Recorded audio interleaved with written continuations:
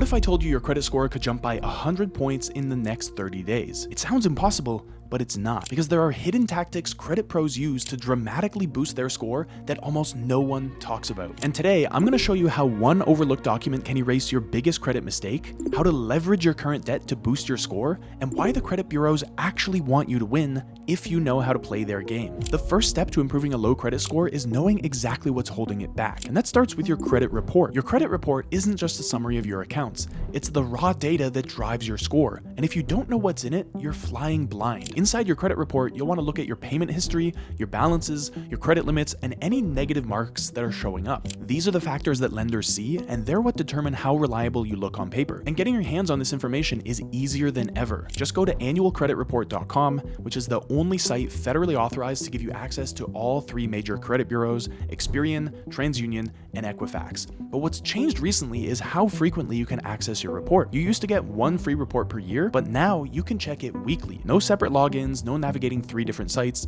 It's just one single form and you've got all the information you need. If you're looking for something you can check more casually though, Credit Karma is another good place to start. It doesn't give you your official FICO score, but it does show data from TransUnion and Equifax, which is useful if you want to keep an eye on any sudden changes to your score. Just click on the credit tab, scroll down, and you'll see the full report summary right there. But for more serious decisions like buying a home or financing a vehicle, you'll want even greater accuracy. MyFICO gives you the actual scores lenders use. Not just your general score, but auto, mortgage, and credit card scores all broken down. It also shows how different behaviors are impacting those scores. It's a paid tool, but if you're preparing for a major financial move, it's the best information you can get. Now, research shows that approximately 1 in 5 credit reports contains at least one significant error. So once you have your credit report in hand, start by looking for inaccuracies. These may involve outdated personal details or more serious issues like accounts that don't belong to you, incorrect balances, or missed payments that were actually made on time. Even something as simple as an account marked as open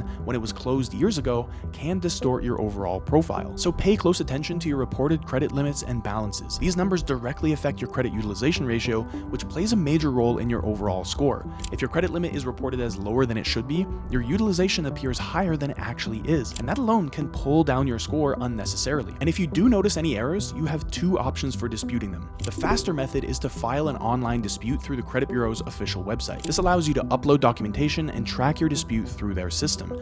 However, it often comes with a trade-off. Filing online usually requires you to accept the bureau's terms of service, which may reduce your legal options later on. A more strategic approach is to send a written dispute letter by mail. This preserves your full rights under the Fair Credit Reporting Act and often results in a more thorough review. The letter should clearly state the item you're disputing, explain why it's incorrect, and include any documents that support your case. Templates are widely available online, and software tools can also help you streamline this process by generating custom letters for each line item. Under federal law, credit bureaus are required to investigate your dispute within 30 days, and if they can't verify the information with adequate evidence, then they have to remove it. This legal process exists to make sure consumers have a reliable way to correct misinformation and regain control of their credit profile. But of course, not every negative mark on your profile will be a reporting error. In many cases, the information will be accurate, and so your strategy needs to shift from correction to negotiation. For example, if a valid debt has gone to collections, the next step for you may be to negotiate a settlement. Since collection agencies often buy debt at a discount, they have a lot of room to negotiate, and a reasonable starting offer is typically between 25 to 50% of the amount owed. But with that said, paying a collection agency only makes sense in specific situations. First, if legal action is underway and you're at risk of a court judgment. Second, if the removal of that collection is necessary to secure financing, such as a mortgage. Or third, if the agency agrees in writing to a pay-for-delete arrangement, which results in the item being removed once your payment is made. But that's not the only way you can negotiate. For late payments on active accounts, consider requesting a goodwill adjustment. This is a written appeal to the creditor asking for a removal of a one-time negative mark. It tends to work best when your overall payment history is strong and the missed payment was isolated. And I'll be honest, you do have to be persistent throughout this process. Credit bureaus may deny your initial dispute, but that doesn't mean that the item is accurate or permanent. A second dispute backed by stronger evidence or more clear language often succeeds succeeds where the first one did not. But once errors have been corrected and negative marks on your profile have been addressed, your next priority is optimizing your credit utilization. Because your credit utilization alone makes up 30% of your credit score, putting it just behind payment history in terms of impact. Your credit utilization measures the ratio between your outstanding balances and your total available credit. And when this ratio is high, it signals to lenders that you may be relying too heavily on credit,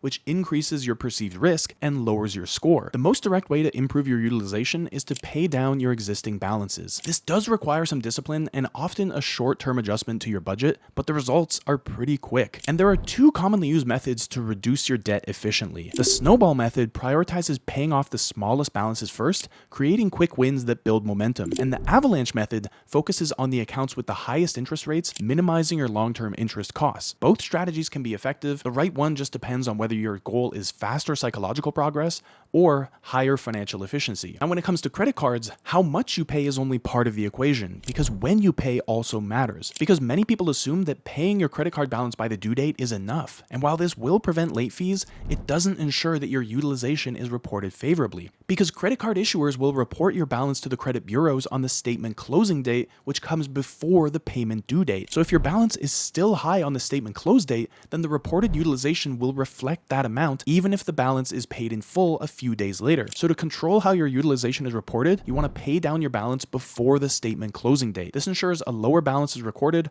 and it positively influences your score. Now, another way to manage utilization effectively is to make multiple payments throughout the billing cycle. Paying weekly or bi-weekly will reduce your average balance and lowers the risk of a payment delay caused by timing or cash flow challenges. It also breaks larger payments into smaller amounts, which makes the process a little bit more manageable. But in addition to reducing your balances, you can also improve your utilization by increasing your available credit. One way to do this is by requesting a credit limit increase on your existing accounts. Most issuers will allow you to submit a request online, and they'll inform you whether it involves a hard or soft credit inquiry. A soft inquiry doesn't affect your score, while a hard inquiry will cause a temporary dip. So if your payment history is strong and your income has grown, you're more likely to be approved without penalty. Another option is debt consolidation. If your credit profile has improved, you may qualify for a personal loan with a better interest rate. And using this loan to pay off credit cards transforms revolving debt into installment debt. Installment loans also offer structured payments, and they can reduce overall financial pressure by lowering your monthly obligations. But the most important factor here is consistency. A single month of low utilization is helpful, but sustained progress is what lenders look for. The general recommendation is to keep your utilization below 30%,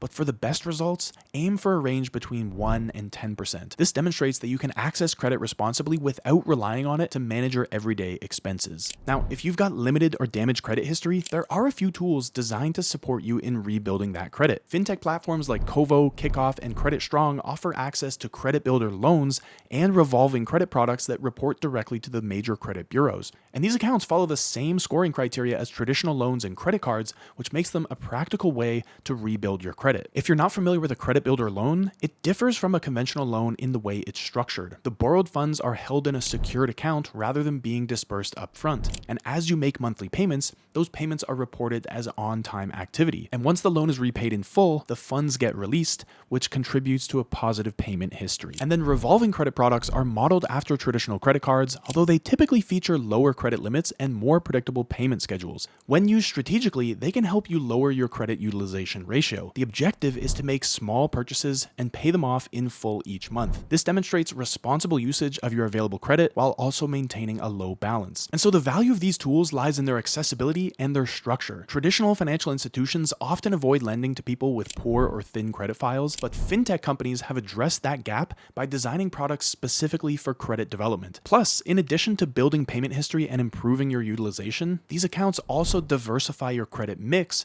which contributes to your score in a meaningful, though a bit of a smaller way. So to maximize your results, treat these tools with the same level of discipline that you would any other financial product. Automate your payments to avoid late fees and monitor your credit limits to ensure your balances remain low. And remember, consistent performance over time turns these starter accounts into reliable anchors factors within your credit profile. Now, an often overlooked but critical component of credit management is controlling how frequently you apply for new credit. Because every time you submit an application for a credit card, a loan, or some other line of credit, the lender performs a hard inquiry on your credit report. These inquiries remain visible for up to 2 years, and they can result in a short-term hit to your score. And when inquiries accumulate in a short time frame, they signal potential financial instability, which can lower your approval odds and raise concerns among lenders. But beyond inquiries, opening new accounts also impacts the average age of your credit history, because credit scoring models prioritize account longevity because it reflects consistency and reliability. And so each new account you open reduces that average, which potentially offsets any short-term benefit gained by a higher credit limit or expanded payment history. And so this effect is especially significant for anyone with limited credit history or someone looking to rebuild. But with that said, new credit is definitely not inherently harmful as long as you have a clear purpose, and strategically applying for new credit can definitely support your long-term growth. For example, consolidating high-interest debt into a lower-rate loan will generally improve both your credit score and your financial efficiency. Plus, applying for another product often comes with other advantages like improved terms and higher rewards. The key here is timing. You want to space out your credit applications by about 3 to 6 months. This allows time for your score to stabilize and for new accounts to begin showing a positive track record. It also signals to lenders that you're not engaged in reactive or opportunistic borrowing, but instead you're making measured decisions based on your long-term goals. And as I said a few minutes ago, if your credit report reflects multiple inquiries that you didn't authorize or that were submitted in error, you have the right to dispute them. Under the Fair Credit Reporting Act, inaccurate or unverified inquiries can be removed through the credit bureau's dispute process. Plus, when you're shopping for a mortgage or auto loan, credit scoring systems typically group multiple inquiries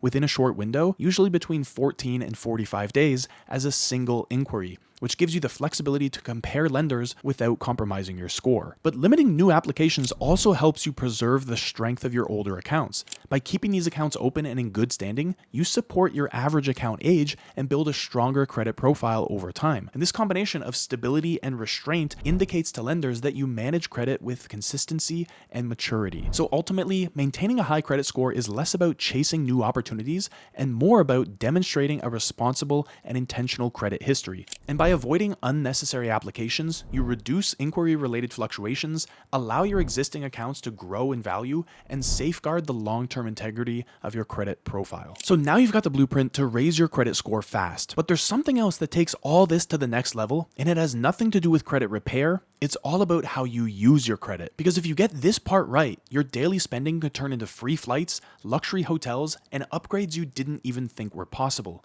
So to learn the best credit card strategy for travel and how to maximize every point and mile you earn, watch this video next.